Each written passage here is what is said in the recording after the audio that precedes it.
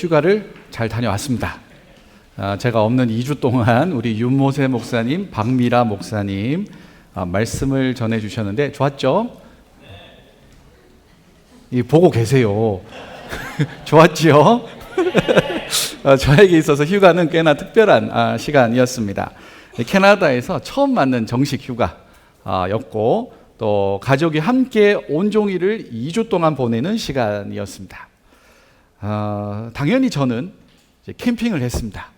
캠핑했고 그동안 해보고 싶었던 이 캠핑의 이제 그 한국에서 잘 못하는 캠핑 스타일을 캐나다스러운 캠핑 스타일을 해본 거죠. 그래서 카약을 이제 그 고무 이렇게 바람 넣는 카약을 봄에 이미 이제 여름에 갈 캠핑을 위해서 사놨어요. 그때 쌌기 때문에 그걸 사가지고 이 바람을 넣어가지고 카약도 타보고 그리고 물고기를 잡아보겠다고 피싱 라이센스를 사가지고 야심차게 누가 또 이제 낚싯대를 누가 주셨어요. 그래가지고 이 낚시를 한번 해보겠다고 제가 그래도 한국에서 포항 출신으로서 낚시를 꽤나 많이 해봤거든요. 낚시 중에서 이제 제가 잡았던 특이한 어종 중에 하나는 이 스네이크 헤드 아세요? 이게 가물치 이만한 거 그런 것도 잡아본 경험이 있기 때문에 우리 아이들에게 아빠가 이제 낚시를 하면 이제 고기가 나온다. 캠핑 가서 이걸로 밥을 해 먹는다. 라고 했으나 이 빵마리에 이 아주 그냥 참혹한 결과를 맞이하면서 다시 한번 낚시 도전한다. 올해 가기 전에 제대로 된 낚시를 한번 해보겠다는 다짐을 했습니다. 이 사람들이 휴가를 기다립니다. 그죠?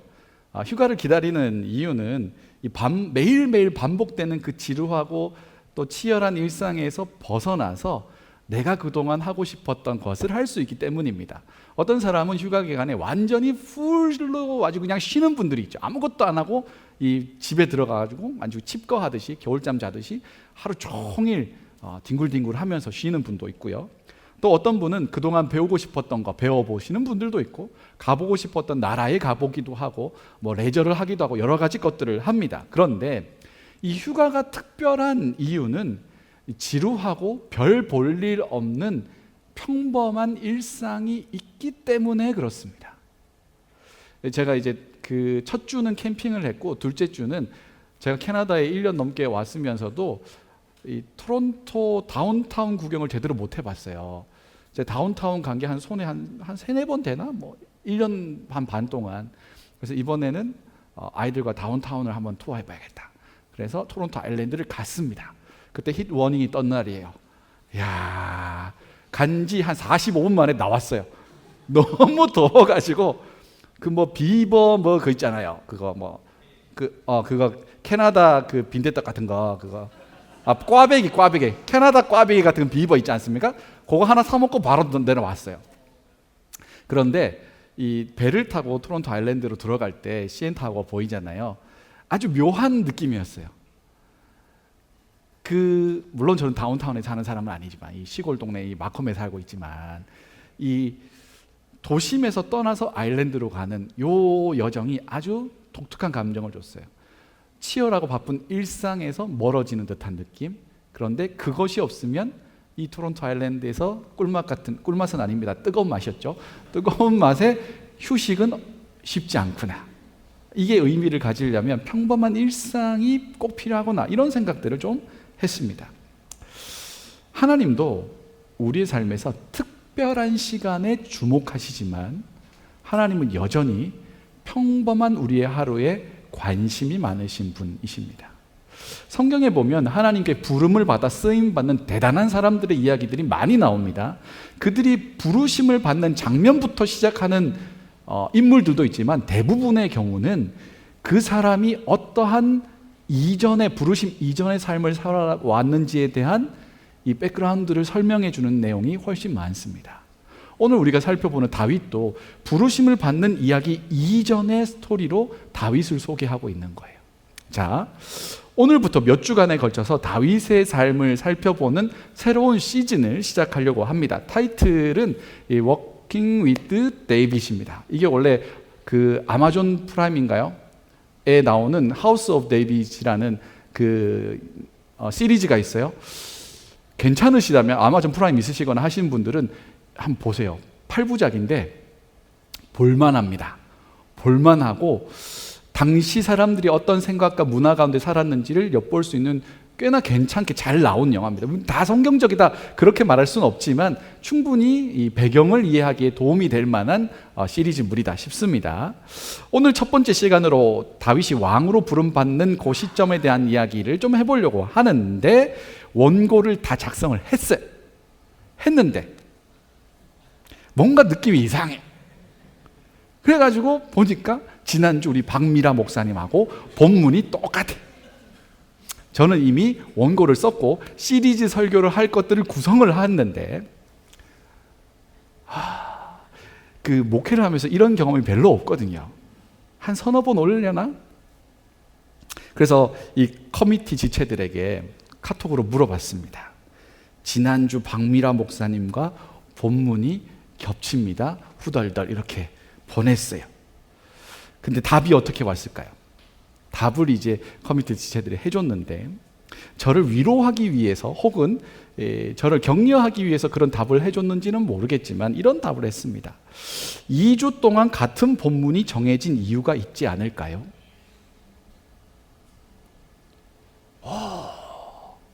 한 분은 2주 동안 같은 결단 찬양도 했는걸요? 라고 하며 답이 왔어요. 이 톡을 보는데 꽤나 마음이 약간 몽글몽글해졌어요. 그러니까 저는 이걸 어떻게 할까? 이걸 접을까? 아예 시즌을 나중에 할까? 아니면 박미라 목사님이 첫 주를 하셨으니까 둘째 주부터 시작되는 다윗과 골리앗 이야기를 할까? 라고 하다가 이 대답을 보니까 마음이 좀 편안해졌습니다. 들을 만한 이유가 있나 보다 하고서 다음 날이 됐어요. 잘 자고 다음 날이 됐어요. 유튜브에 설교 영상이 올라왔어요. 그래서 봤지. 네, 내용이 너무 비슷해. 서로 원고를 공유한 것처럼 비슷해. 중요한 포인트를 같이 짚었더라고요.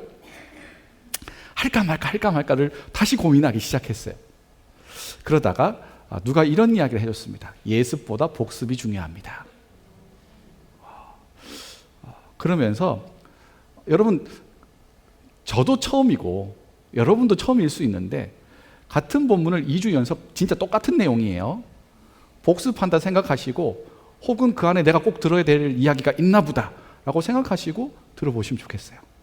자, 당시 이스라엘 상황은 사울이 통합 이스라엘의 초대 왕이 되었을 시기입니다. 다스리고 있었을 때였죠. 그때 선지자 누구예요? 지난주 설교 들었잖아요. 그때 선지자 누굽니까? 사무엘이죠. 사무엘은 하나님의 뜻을 사울에게 전달했습니다. 평소에는 사울이 그 하나님의 말씀을 잘 받아들이고 순종을 했어요. 그런데 특정한 상황에서는 하나님의 말씀보다 자신의 감정, 자신의 생각이 훨씬 우선순위에 들어갈 때가 있었습니다. 특별히 사울이 취약한 감정은 뭐였냐면 두려움이라는 감정이었어요. 그리고 다급함이라는 감정. 그러니까 어떤 시간에 임박한 시간의 데드라인이 있는 거예요. 거기에 점점 내가 다가가고 있을 때 사람이 하나님보다 자신의 생각, 자신의 감정에 충실해지기 시작하는 거죠. 그래서 블레셋과의 전투에서 자기가 대신 제사 지내버리고, 그리고 그 양 잡은 거 가지고 다 진멸하라고 했는데 그거 남은 거 가져와서 뻔뻔하게 거짓말하고 했던 거죠. 우리도 가만히 생각해 보면 하나님의 말씀에 대부분 잘 순종하고 이렇게 살아가지만 특정한 상황, 특정한 사람, 특정한 문제에 딱 다다르게 되면 하나님의 말씀보다 내 감정, 내 생각, 내 방법이 앞설 때가 있습니다. 요거를 알고 있는 게 진짜 중요합니다. 왜냐하면 거의 비슷한 패턴으로 반복되기 때문에 그래요. 어떤 사람은 어떤 사람하고 같이 있을 때 하나님의 말씀이 무시당하게 되는 때가 있습니다. 그러면 그 사람과의 관계를 잘 한번 생각해 보셔야 돼요. 내가 이 사람하고 같이만 있으면 하나님의 말씀보다 내 생각, 내 감정이 훨씬 더 앞서게 되면 이 관계를 어떻게 할 것인지에 대해서 고민해 보셔야 되는 거죠. 아니면 그 관계 속에서 내가 어떻게 중심을 잡아야 되는지 하나님께 물어볼 수도 있겠죠. 어떤 사람은 특정한 상황 가운데 놓이면 이런 경우도 있습니다. 어떤 특정한 장소에 가면 그렇게 되는 사람들도 있습니다. 그러니까 내가 하나님보다 내가 더 우선되어지는 상황, 사건, 사람, 장소, 시간들을 알고 있으면 그러한 상황 가운데 놓여졌을 때 내가 지금 취약한 상태 가운데 있구나. 내가 지금 공격에 노출되기 딱 좋은 상황 가운데 있구나. 그리고 그 장소를 회피하든지 그 관계 속에서 다시 한번 말씀과 기도와 찬양으로 극복하든지 하는 다른 길들을 만들어낼 수 있는 거죠. 그런데 사울은 다급함, 두려움 이런 감정에 휩쓸리면 하나님 말씀보다 본인의 감정에 완전히 충실해가지고 하나님의 말씀을 무시하는 상황 가운데 있었습니다. 하나님은 사울을 왕으로 세웠지만 사울은 자신을 왕으로 세우신 하나님 그리고 이스라엘의 참된 왕이신 하나님께 순종하지 못했습니다. 그가 전쟁도 잘했고 정치도 잘했습니다. 사울은 사람들로부터 꽤나 존경과 사랑을 많이 받았습니다. 그런데 그가 왕으로 존재할 수 있는 가장 유일하고도 중요한 조건이 뭐냐면 나를 세우신 그 하나님께 순종하는 것에서 문제가 발생한 거예요. 그래서 하나님은 다른 왕을 세우기로 합니다. 그게 누구냐면 다윗이었던 거죠. 아직 사울이 왕으로 다스리고 있을 때 사무엘은 하나님으로부터 왕이 될 사람에게 기름을 부어서 확정하라는 하나님의 말씀을 받습니다. 이거 굉장히 위험한 거죠. 지난주 박미란 목사님도 이야기했던데 조선시대 막 이야기하면서 쿠데타 같은 이야기죠. 사무엘의 입장에서는 부담스러운 말씀입니다.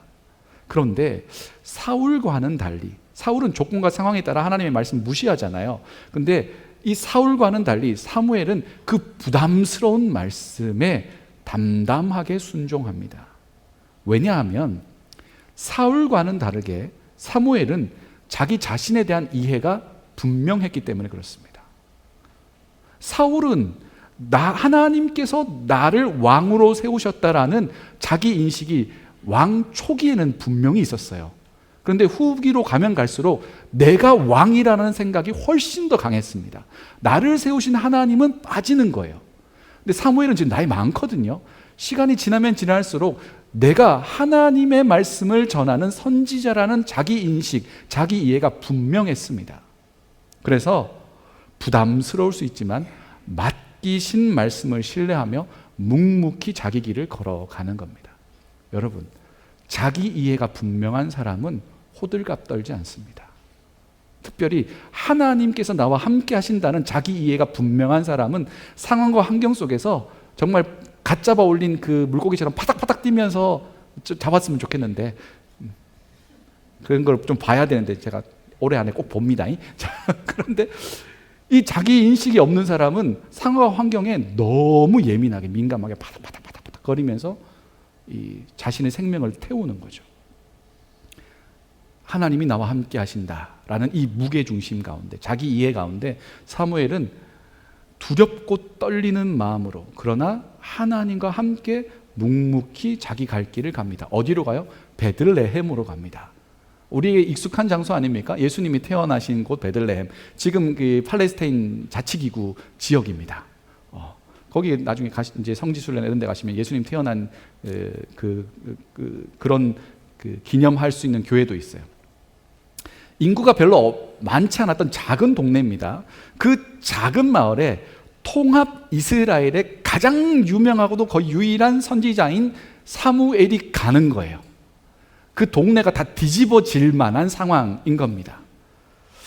그거 아시죠? 우리 10월 1일 수요일입니다. 7시 30분 본당에서 뭐가 있어요? 네, We Love. 당신은 시간을 뚫고 We Love가 와가지고 찬양 집회를 합니다. 놀랍죠? 너무 감사한 일이고요. 이제 본격적으로 제가 이제 그 소통을 시작을 했거든요. 그래서 필요한 장비들이 이제 뭔지, 우리가 가지고 있는 게 뭔지 이렇게 소통을 시작하면서 슬슬 이제 내용들을 준비해 가고 있고요. 9월부터 본격적으로 뭐 신문에도 나가고 SNS도 나가고 각 교회별로 이제 소통하면서 이 집회를 준비를 하려고 합니다. 우리만 은혜 받을 수 없기 때문에 완전히 열려있는 집회입니다. 그러니까 여러분 친구 뭐 다른 교회 나가는 친구들 아무 상관없습니다. 와가지고 은혜 받으셨으면 좋겠고요. 진짜 좋은 시간이 될 겁니다. 자, 베들레헴에 사무엘이 온 건 윌러브 같은 완전 그거보다 훨씬 큰 존재감이에요. 사람들이 생각지도 못했던 이벤트입니다. 자기들이 감당할 수 있거나 자기들이 다가가기 어려울 정도의 존재가 자기 마을로 와요. 그러면 이게 좀 반갑기도 하면서 두려운 마음도 들게 마련입니다. 왜 왔을지를 모르니까요. 자, 휴가 기간 동안 아이들하고 하루 종일 있다 보면 이게 이제 그 잔소리를 좀 하게 되지 않습니까? 이름을 부를 때가 있습니다. 이름을. 아이들이 그날 해야 될 분량의 공부를 하고 있을 때 제가 누구 이름을 딱 불러요. 둘째 이름을 딱 불러요. 그러면 아이가 자기를 칭찬해 주는 줄 알고 네 이러고 이제 와가지고 뭐 이게 칭찬해 줄 눈빛을 초롱초롱하게 하면서 있겠죠. 그런데 만약에 정해진 시간이 아닌데 게임을 하고 있어요. 요즘에 약간 그 몰래 숨어가지고 막 하더라고요. 그럼 제가 만약에 둘째 이름 그때 딱 부른다고 쳐봐요. 누구야? 그러면 화들짝 놀라겠죠. 아, 걸렸네 이러면서. 누군가의 이름을 부르는 건데, 똑같은 이름을 부르는 건데 나의 상태에 따라서 받아들이는 뉘앙스가 완전히 달라지는 거예요. 사무엘이 옵니다. 사무엘이 오는데 받아들이는 사람의 입장은 완전히 달라요. 자기가 하나님 앞에서 헌신되게 잘 살아갔던 사람은 사무엘이 나를 칭찬해 주러 오나? 라는 생각을 할 수도 있겠지만, 하나님과 동떨어져 살아갔던 사람은 사무엘이 올 때 두려운 마음을 가질 수밖에 없죠. 그런데 베들레헴 사람들은 후자에 가까웠습니다. 겁이 났어요. 무서웠어요. 그래서 그 베들레헴의 엘더 장로들이 가가지고 물어봅니다. 왜 오셨어요? 저희가 뭐 되게 잘못한 게 있습니까? 평강을 위해 오셨습니까? 라고 물어봅니다. 뜨끔한 게 있는 거예요. 그때 사무엘이 평강을 위하여 왔다. 여기 뭐지? 제사 지내려고 이 암송아지 가져온 거 뭐지? 우리 같이 제사를 하나님께 드리자. 기쁨으로 드리자. 라고 하면서 콕 집어가지고 2세 집안 사람들을 초대합니다. 사무엘의 초청을 받은 2세의 집안 사람들이 어떻게 느꼈을까요? 얼마나 기분이 좋았겠습니까? 얼마 전에 왔던 블랙핑크의 이 콘서트가 있었잖아요. 거기에서 만약에 이제 콘서트 중에 제니가 제 이름을 탁 콕 집어서 불러줬다고 생각해 보세요. 그럼 바로 아이유에서 이제 제니로 건너가는 거예요. 얼마나 들뜨고 기분이 좋았을까? 그 사무엘이 우리 집을 초대했어요. 성결하게 하고 와서 같이 제사합시다. 당신의 집안과 내가 함께 예배하고 싶습니다. 그 집안 완전 난리 난 거예요. 아이들 막 목욕시키고 집에서 제일 깨끗한 옷 입히고. 사무엘의 위치는 왕에게 직언을 할 수 있는 상황이에요. 왕을 혼낼 수도 있는 위치였다고요. 그러니 사무엘한테 잘 보이면 이제 그 변두리 베들레헴의 아주 시골 동네에 촌뜨기로 살아가는 삶에서 수도 이스라엘로 예루살렘으로 가가지고 이 우리 집안 이제 형편 폈다 이렇게 될 수도 있는 상황이 올 수도 있잖아요. 그러니까 아마 이새는 자기 아들들에게 너 사무엘 만나면 대답 잘해야 된다. 평소대로 대답하면 안 돼. 너 진짜 정중하게 매너 있게 최선을 다해서 그 신실한 모습으로 대답해야 된다라고 당부했을 겁니다. 그렇게 이 사무엘 앞에 2세 사람들이 왔죠. 한 명씩 사무엘 앞을 지나갑니다. 장남 엘리압이라는 사람이 지나가죠. 그때 사무엘이 이렇게 생각하지 않습니까? 6절 말씀 우리 같이 읽도록 하겠습니다. 시작. 그들이 오매 사무엘이 엘리압을 보고 마음에 이르기를 여호와의 기름 부으실 자가 과연 주님 앞에 있도다 하였더니. 아멘. 첫인상이 엄청 좋았던 거예요. 엘리압을 보자마자 얘 그냥 왕이네 이런 생각이 들 정도였다는 거예요. 그때 하나님이 갑자기 개입을 합니다. 사무엘의 생각을 끊는 거예요. 그만큼 사무엘이 확신 가운데 있었던 겁니다. 얘다. 아, 바로 얘다. 얘가 사울보다 더 하나님께서 택하신 왕이다라는 생각이 딱 들었던 거죠. 그때 하나님께서 개입하셔서 그의 생각을 끊으면서 하신 말씀이 있죠. 아주 유명한 구절입니다. 7절 말씀 같이 읽겠습니다. 시작. 여호와께서 사무엘에게 이르시되 그의 용모와 키를 보지 말라. 내가 이미 그를 버렸노라. 내가 보는 것은 사람과 같지 아니하니 사람은 외모를 보거니와 나 여호와는 중심을 보느니라 하시더라. 아멘. 사무엘에게 뭐가 먼저 들어왔다는 거예요?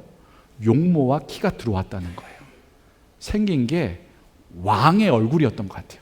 왕의 얼굴이 어떤 건지 잘 모르겠지만 한국의 무슨 영화 중에 관상이라는 영화가 있었거든요. 이정재가 이제 그 관상가를 찾아가서 내가 왕이 될 상인가 이렇게 물어보지 않습니까?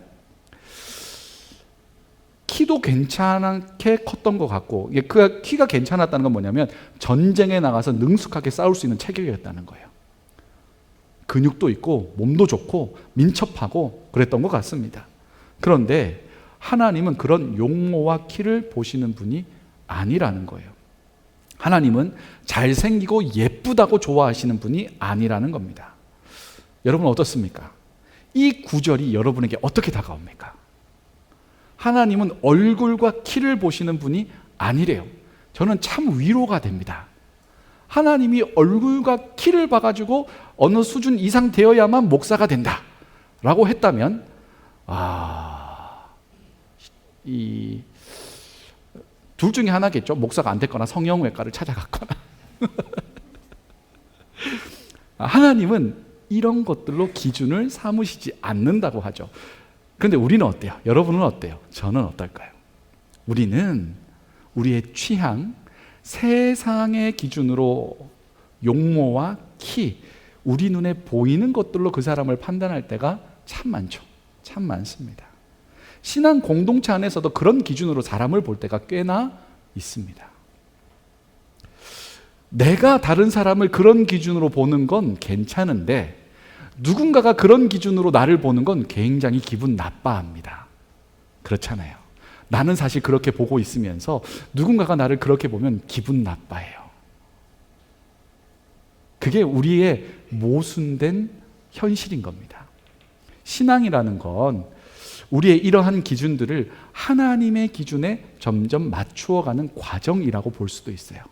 그러니 누군가를 공동체 안에서 또 주변에 있는 어떤 사람들을 볼 때 용모와 키가 그 사람을 판단하는 주된 기준이 된다면 이 말씀이 좀 떠올랐으면 좋겠어요. 그거 가지고 생각하면 곤란하지. 누군가가 나를 그렇게 보면 내가 기분 나쁘듯이 그 사람의 내면과 그 사람의 삶과 생각과 이런 것들을 더 주목해서 보실 수 있으면 좋겠습니다. 그런데 이건 한 번에 되는 건 아니고요. 꾸준하게 생각하면 자신의 생각을 다듬어 갈 때 가능한 이야기인 거예요. 자, 하나님은 용모와 키를 보시지 않는다. 그러면 뭘 보시는 거예요? 중심을 보신다고 했죠. 이 중심이라는 말 우리가 이전에 설교에도 한번 제가 다룬 적이 있습니다.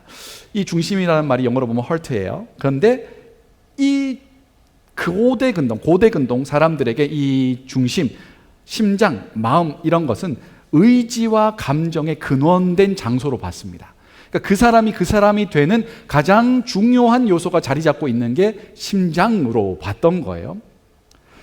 저는 오늘 이 중심이라는 단어를 이렇게 해석해도 괜찮을 것 같습니다. 뭐냐면 하나님이 보시는 중심이라는 말은 그 사람의 태도예요. 태도, attitude. 이거 그 사람이 태어날 때부터 갖춰지기도 하지만 그 사람의 생각, 언어, 행동들이 이 시간의 연단과 검증을 통해 만들어지게 되는 겁니다. 그 사람의 태도라는 건 오랜 시간 동안 거쳐서 검증되어서 연단되어서 만들어진 거예요. 지금 당장 내 눈앞에 예뻐 보일 수 있지만 사실은 그거는 한두 번 만나서 예쁘게 보일 수 있죠. 잘 멋지게 보일 수도 있어요. 근데 오랜 시간 두고 보면 어때요? 이 사람의 본 모습이 보이잖아요. 저 연애할 때 이런 거 되게 많습니다. 나 실망했어. 변했어. 변한 게 아니고 검증의 시간을 이제 가지고 있는 거예요. 왜 그런 말 들었니? 아니지? 아니야. 그렇지 않아. 넌 그래. 태도라는 건 시간의 검증을 거치는 거예요. 그 사람이 변했다라는 건 비로소 내가 그 사람의 진짜 모습을 보게 되었다는 이야기입니다. 그러니 그건 이상한 것도 아니고 잘못된 것도 아닙니다. 변했다는 것이 아니라 있는 그대로의 모습을 내가 받아들이면 되죠. 결혼하고 나서 그런 경험을 되게 많이 합니다. 막 엄청 싸워요. 연애할 때는 안 그러더니. 그때는 잘 보이기 위해 애썼던 거고, 결혼 이후에는 진짜 편안한 나의 모습이, 진짜 나의 태도가 나온 거예요. 그래서 결혼은 그런 그 사람을 받아들일 결단으로 하는 겁니다. 결과로 하는 게 아니고 시작점에서 내가 이 사람의 진짜 모습을 발견할지라도 사랑하겠다는 서약, 약속, 신뢰 가운데 하는 거예요. 그래서 결혼식에서 제일 중요한 게 뭐라고요? 서약이라고요. 결혼식에서 가장 중요한 거, 없어서는 안 되는, 결혼이 성립되어지지 않는 요소는 서약이 없으면 결혼이 안 됩니다. 하나님 앞에서, 증인들 앞에서 내가 이 사람의 진짜 모습을 발견하게 될지라도 사랑하겠습니다. 그래서 그렇게 얘기하잖아요. 아플 때나 슬플 때나 뭐 건강할 때나 부유할 때나 가난할 때나 내가 이 사람만을 사랑하기로 결단합니다, 서약합니다라고 하잖아요. 그게 왜 나오는 거냐면 그런 상황에서 진짜 그 사람의 모습이 툭툭 튀어나오거든요. 그것도 내가 받아들이겠다라는 결단으로. 그래서 태도는 시간의 검증을 거치는 겁니다. 자, 사무엘 앞에 있던 이새의 아들들이 사무엘을 다 지나갑니다. 마지막까지 지나가도 하나님이 얘다라고 말을 안 하는 거죠. 사무엘 입장에서는 좀 머쓱합니다. 왜냐하면 기름통에다가 뿔에다가 기름 담아왔고 멋지게 쫙 부어가지고 얘가 다음 왕이 될 상이다 이러면서 해줘야 되는데 위험을 무릅쓰고 왔는데 뭔가 결론이 안 나는 상황이 돼버린 거예요. 외모 보지 마라, 나는 중심 본다, 이 정도까지 했으면 뭔가 결과가 딱 나와야 되잖아요. 근데 안 나오니까 얼마나 찝찝하고 이상합니까? 그래서 사무엘이 물어봅니다. 이게 전부입니까? 그때 이새가 대답을 하죠. 우리 11절 말씀 같이 읽도록 하겠습니다. 시작. 또 사무엘이 이새에게 이르되 내 아들들이 다 여기 있느냐? 이새가 이르되 아직 막내가 남았는데 그는 양을 지키나이다. 사무엘이 이새에게 이르되 사람을 보내어 그를 데려오라. 그가 여기 오기까지는 우리가 식사 자리에 앉지 아니하겠노라. 아멘. 이 구절은 이상한 대목이 되게 많습니다.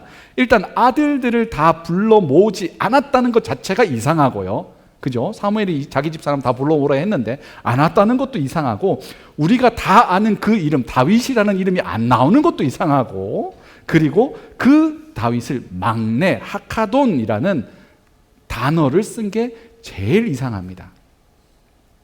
이 하카톤 뜻이 뭐냐면 하찮고 그다지 중요하지 않는 사람이란 뜻이에요. 자기 아들인데, 막내 아들인데 얘는 하찮고 별로 중요하지 않아서 사무엘 앞에 데려올, 사실은 그런 깜냥이 안 되기 때문에 제가 안 데려왔어요 라고 이야기하는 거예요.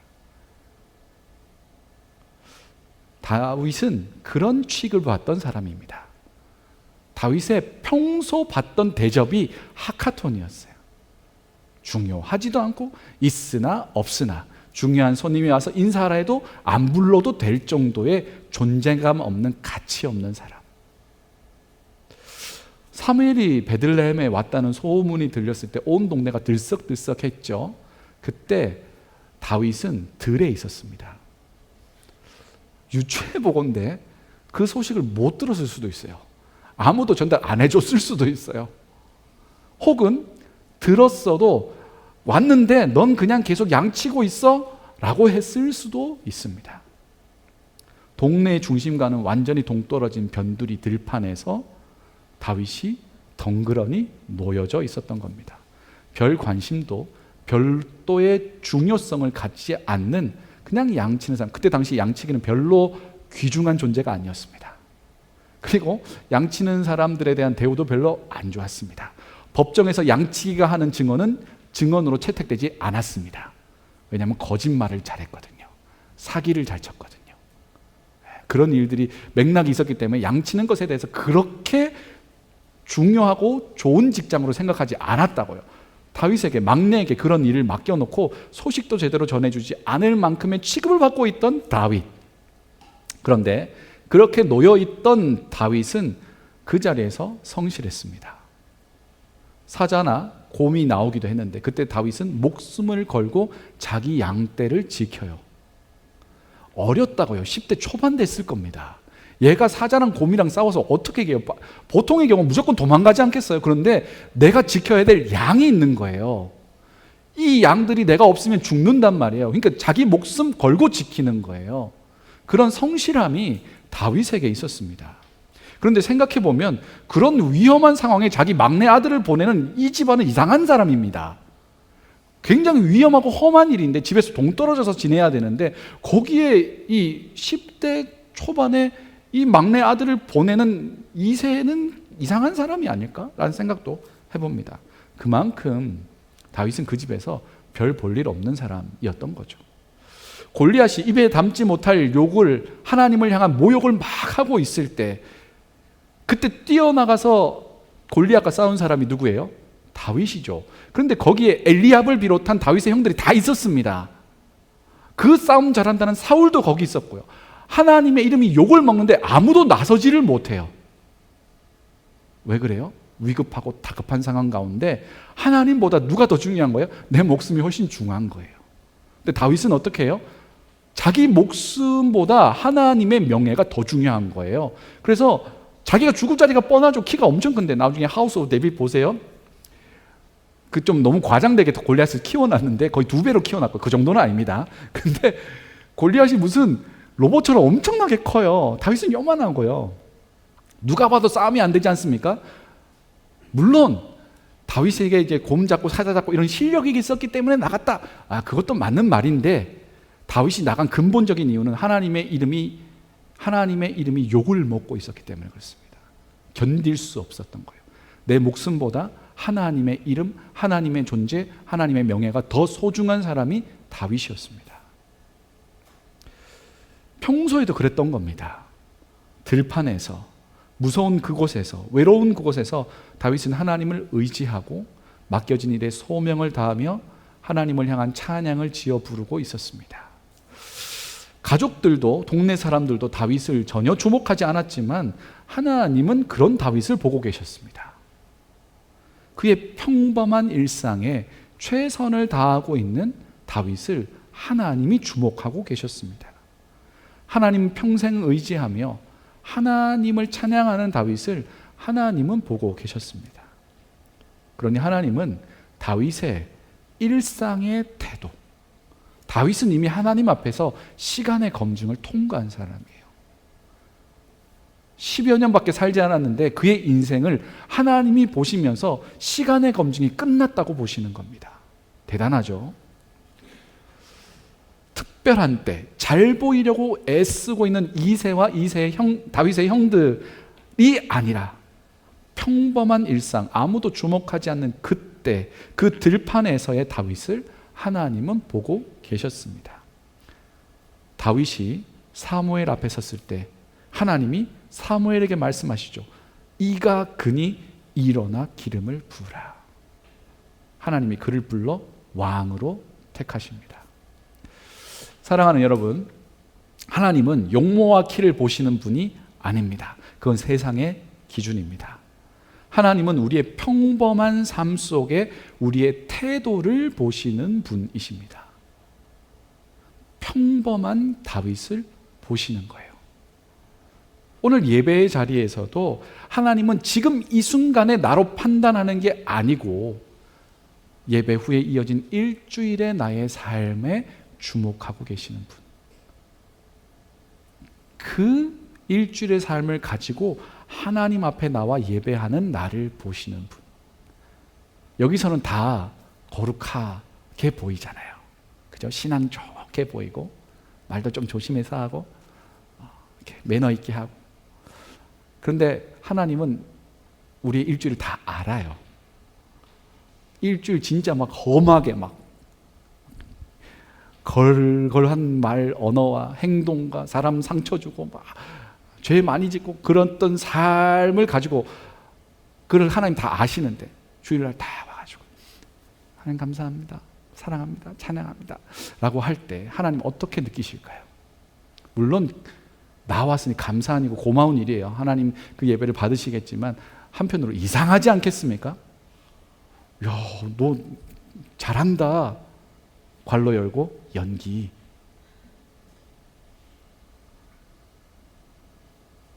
그런 이야기를 안 들었으면 좋겠어요. 저도 그렇고요. 하나님은 우리의 태도를 보시는 분입니다. 그저 별 볼 일 없이 하루하루 버텨내며 살아가는 우리이지만 그 일상 속에서 하나님을 잊어버리지 않고 그 하나님을 내 중심에 모시고 하나님의 기준을 나의 삶의 기준으로 맞추어 가며 살아가는 우리를 하나님이 보고 계십니다. 그래서 우리의 평범한 일상은 하나님 보시기에는 비범한 겁니다. 영어로 따지자면 평범한 일상, ordinary한 그런 일상이 하나님 보시기에는 extraordinary예요. 평범을 뛰어넘는 일상인 거죠. 평범한 일상 속에서 하나님 붙들고 살아가려고 치열하게 아등바등하는 여러분, 밤 늦게까지 일하고 지친 몸을 가지고 집에 돌아와서는 그래도 기도하고 자야지. 하루를 돌아보며 그때 내가 이런 말을 했으면 좋았을 텐데, 내가 하나님 너무 잊고 살았던 거 아닌가 라고 생각하면서 하나님, 내가 다시 한번 시작하는 하루는 주님과 동행하고 싶습니다 라고 기도하는 우리. 더 많은 것을 취할 수 있는데, 이득을 볼 수 있는데 하나님 보시기에 정직하지 않다라는 마음이 들어서 그것을 담담하게 내려놓는 우리. 많이 즐기고 누릴 수 있는 시간들 가운데서도 그것보다 하나님께 집중하기 위해 자기의 시간을 뚝 떼어 놓는 우리. 하나님은 평범한 일상 속 우리의 삶의 태도를 주목하여 보시는 분입니다. 그런 평범한 일상 속 여러분에게 부탁하고 싶은 게 있는데, 여러분 비범한 특정한 어떤 한때를 위해서 여러분의 평범함의 시간이 연료로 태워지지 않았으면 좋겠어요. 인생 한방이다. 아니에요. 하나님 보시기에 인생 한방 없습니다. 매일매일 살아가는 여러분의 일상이 하나님 앞에 특별한 시간들이에요. 다 그러잖아요. 인생 한방 제대로 펴가지고 내가 어떻게 해보겠다. 하나님 그거 보시는 분이 아니라고요. 평범한 나의 일상, 하나님 잘 붙들고 살아가는 우리 하루하루, 그게 하나님 보시기에는 선물과 같은 하루고 비범한 하루인 거예요. 그런 평범한 속에 있는 나의 태도를 주님께서 꺼내어서 다른 사람들과 나누게 하시는 특별한 휴가와 같은 때가 오기도 합니다. 잘 보세요. 그런 평범한 일상 속에서 하나님을 붙들고 살아가는 나를 다른 사람들에게 드러내어 하나님께 영광을 올려드리게 하는 특별한 때가 오기도 해요. 그런데 그건 하나님이 하실 일이에요. 내가 할 일은 뭐예요? 그저 오늘을 하나님과 동행하며 살아가는 것, 그것으로도 하나님은 충분하다는 거죠. 다윗이 그러한 삶을 살았습니다. 다시 우리 평범한 일상을 살아가게 될 저와 여러분, 외모와 키, 용모와 키를 보지 아니하시고 중심, 하나님 앞에서의 평범한 삶의 태도를 주목해 보시는 그 하나님을 신뢰하면서 이번 한 주 살아가시면 참 좋겠습니다. 하나님이 그 하루하루, 그 한 시간 한 시간, 그 선택 하나하나를 굉장히 소중히 여기십니다. 하나님은 그 꼼꼼한 분이거든요. 기억하고 계시는 분이에요. 차곡차곡 얘는 이랬지, 그렇지, 얘는 참 삶의 태도가 괜찮지, 시간의 연단을 잘 거쳐올 때 그것을 통해 하나님 영광 받으시기 위해 또한 우리의 삶을 사용하시는 날도 옵니다. 그렇게 하루하루 주님과 동행하며 살아가는 저와 여러분, 평범한 그러나 비범한 하루를 살아가는 저와 여러분 되기를 간절히 소망합니다. 기도하겠습니다.